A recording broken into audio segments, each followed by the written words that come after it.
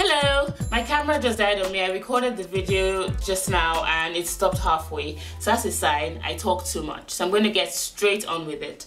This video is going to be a very quick one on a tip that I think works when you have any goals, and in this case any healthy goals or fitness goals. I was reading the magazine yesterday and one of the tips that they were giving was take a step-by-step approach to any goals you have. So I did a blog post last year on how I gave up or how I cut down on my carb intake, and I explained how it was a step-by-step approach, and I did it over time. So I didn't do it overnight or over a week or over a month. It took a while because I'd gone from my starting point was from a lot of carbs to bringing it down quite low, and it was in different meals, so I couldn't just change overnight.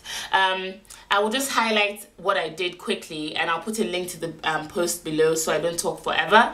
The first thing I did was I made a change to my lunch. I cut down my carb intake, because if, for example, I was having fried rice, I cut down the rice portion and then use more vegetables, and I had more protein as well, so more chicken. So that was the first thing I did. The second thing I did was I changed my breakfast. I went from having oat cakes after workouts, about 4 to 5 oat cakes.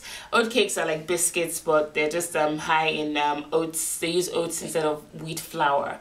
I used to have 4 oat cakes, then I'll get to my desk at work and have a big bowl of Quaker oats, that's porridge, and a lot of agave nectar or honey to sweeten it.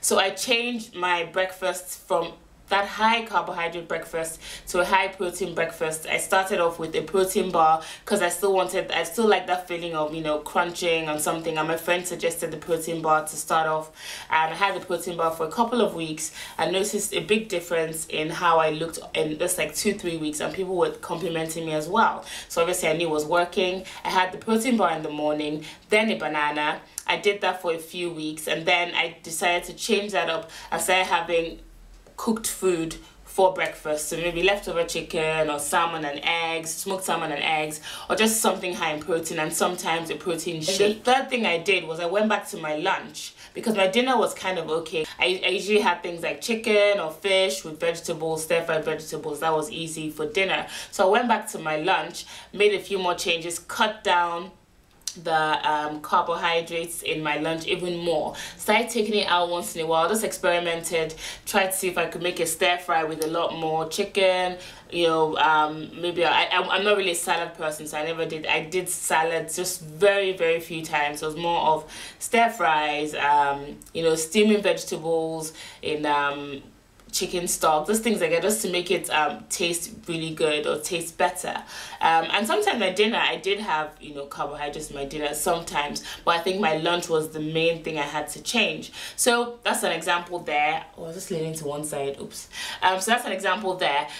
Well, first thing, cut down my carbs in my lunch. Second thing, start having protein. And third thing, I cut down the carbs, cut out the carbs completely in my lunch. I did this over a year. It took a long time for me to do this. It wasn't 2 months, it wasn't 5 months. I think I did the the lunch change almost a year, because I wasn't interested in changing my breakfast, and I wasn't educated then, or educated enough then. So I did the first step for almost a year. The second one took a little shorter because I knew more by then, and then the third one took a little shorter as well. So I'll say about 3-4 months on each of the second and the third, and I'm here now, and it's a habit I've formed, and I've not changed. Even if sometimes I might have, you know, I might treat myself, or I might have a big plate of rice, which is very rare now.